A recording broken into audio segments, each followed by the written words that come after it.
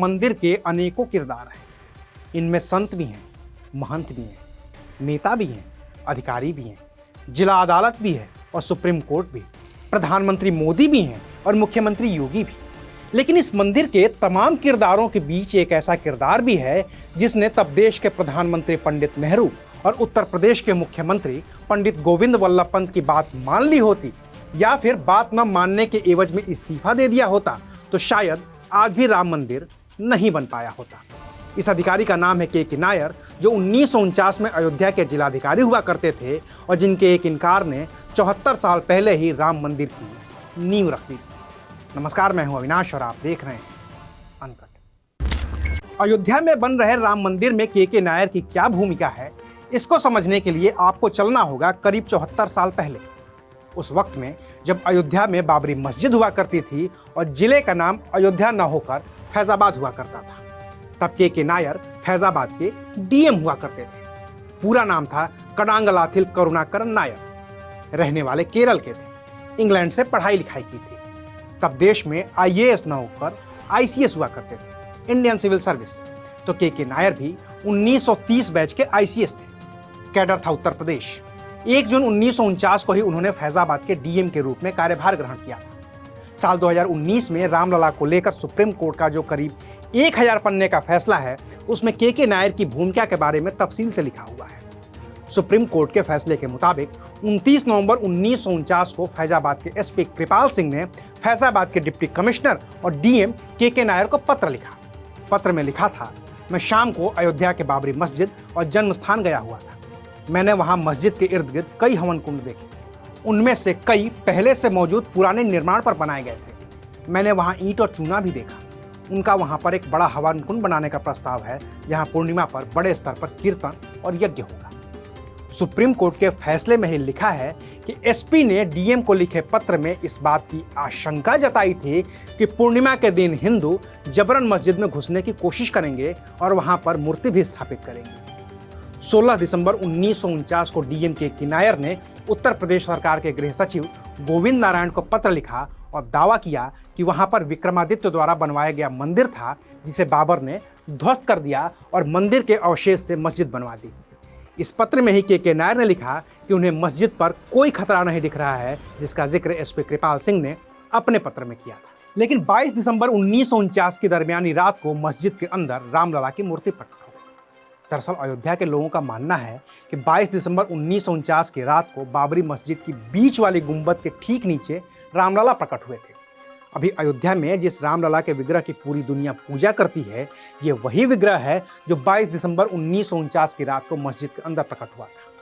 हालांकि तथ्य ये है कि बाबरी मस्जिद के बाहर एक राम चबूतरा हुआ करता था और जिस पर सदियों से रामलला का ये विग्रह विराजमान था। इसकी पूजा अर्चना होती रहती थी।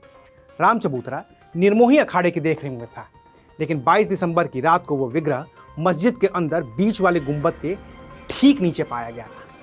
अयोध्या थाने के तत्कालीन एसएचओ रामदेव दुबे की ओर से 23 दिसंबर 1949 को एक एफआईआर दर्ज करवाई गई थी। इस एफआईआर के मुताबिक 22 दिसंबर की रात 50-60 लोगों ने राम चबूतरे पर बने मंदिर का ताला तोड़कर मूर्ति उठा ली। वो लोग मस्जिद की दीवार फांदकर दाखिल हो गए और वहां भगवान राम की मूर्ति रख दी। रामदेव दुबे की एफआईआर के मुताबिक मस्जिद में उस वक्त तैनात कांस्टेबल माता प्रसाद ने भीड़ को ऐसा करने से रोकने की कोशिश भी की, लेकिन वो नाकामयाब रहा। उस कांस्टेबल ने और भी फोर्स बुलाने की कोशिश की, लेकिन जब तक फोर्स आती, भीड़ मस्जिद में मूर्ति रखकर गायब हो चुकी थी।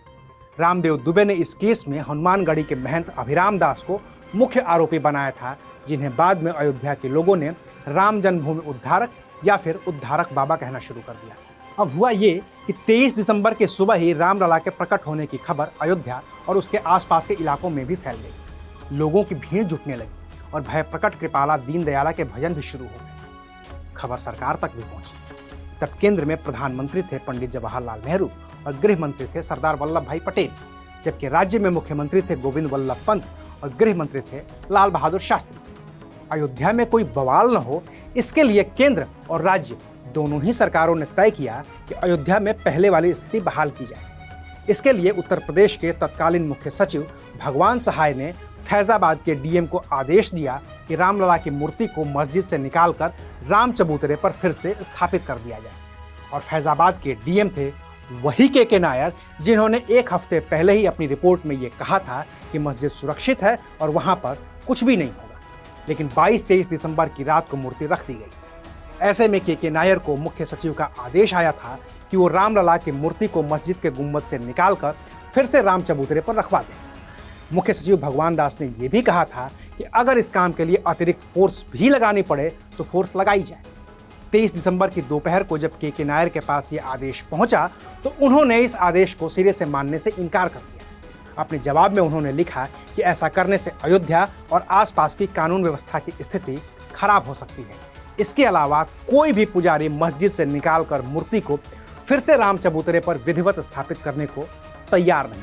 मुख्यमंत्री गोविंद वल्लभ पंत नायर के तर्क से सहमत नहीं हुए। इस पर पंडित नेहरू का भी दबाव था कि अयोध्या में पुरानी व्यवस्था को ही बहाल किया जाए। तो गोविंद वल्लभ पंत ने फिर से के नायर पर दबाव डाला और बदले में के नायर ने फिर से आदेश मानने से इनकार करते हुए अपने इस्तीफे की पेशकश कर दी। 25 दिसंबर 1949 को पत्र में के नायर ने लिखा, अगर सरकार अब भी चाहती है कि रामलला की मूर्ति को वहां से हटाकर बाहर किया जाए तो मेरी गुजारिश है कि मेरी जगह पर किसी और अधिकारी की नियुक्ति कर दी जाए। 26 और 27 दिसंबर 1949 को यूपी सरकार के मुख्य सचिव भगवान सहाय को लिखे पत्र में के नायर ने लिखा कि 23 दिसंबर को जो घटना घटित हुई वो अप्रत्याशित थी और उसे वापस करना मुश्किल था। के नायर ने सरकार को सुझाव दिया कि अब इस मामले को अदालत के हाल पर छोड़ दिया जाए और जब तक अदालत का फैसला नहीं आता मस्जिद में जहां मूर्ति रखी है उसे जाली से घेर दिया जाए। साथ ही मूर्ति को भोग लगाने वाले पुजारियों की संख्या 3 से घटाकर 1 कर दी जाए। इसके अलावा नायर ने मूर्ति के पास सुरक्षा घेरा बढ़ाने की भी सिफारिश कर दी। अब मुख्यमंत्री गोविंद वल्लभ पंत के पास 2 रास्ते थे।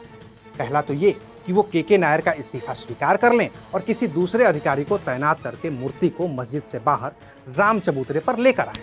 दूसरा ये था कि वो के नायर के सुझाए गए उपायों पर अमल करें। गोविंद वल्लभ पंत सरकार ने नायर का इस्तीफा नामंजूर कर दिया और सुझाए गए उपायों को अमल करने का आदेश दिया।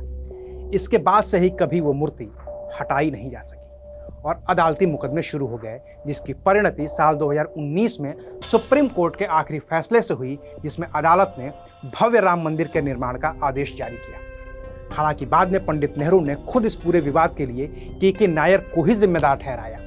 5 मार्च 1950 को एक पत्र में पंडित जवाहरलाल नेहरू ने लिखा, यह घटना 2-3 महीने पहले घटी थी और मैं इससे बेहद परेशान हूँ। उत्तर प्रदेश सरकार ने इस मुद्दे पर बहादुरी तो दिखाई लेकिन कुछ खास किया नहीं। उनके फैजाबाद के जिलाधिकारी ने गलत व्यवहार किया और इस घटना को रोकने के लिए कोई कदम नहीं उठाए। कहा तो ये भी जाता है कि सीधे प्रधानमंत्री नेहरू ने के नायर से मूर्ति को हटाने के लिए कहा था, लेकिन के नायर ने नेहरू की भी बात मानने से इनकार कर दिया। नतीजा ये हुआ कि के नायर को उनकी नौकरी से जबरन रिटायर कर दिया गया। 14 मार्च 1950 को वो फैजाबाद के डीएम पद से हटा दिए गए और वहीं से उनका रिटायरमेंट हो गया। बाद में के नायर और उनकी पत्नी सुशीला नायर ने भारतीय जनसंघ का दामन थाम लिया। पहले सुशीला नायर कैसरगंज से 1952, 1967 और 1971 में सांसद बनी। वहीं के नायर भी 1967 में बहराइच से सांसद बन गए और अयोध्या के आसपास के इलाके के लिए हिंदुत्व के बड़े चेहरे के तौर पर याद किए गए। लेकिन अगर के नायर ने उस वक्त प्रधानमंत्री नेहरू का आदेश मान लिया होता या फिर गोविंद वल्लभ पंत का आदेश मान लिया होता तो शायद परिस्थितियां कुछ और होती। शुक्रिया, आप देख रहे थे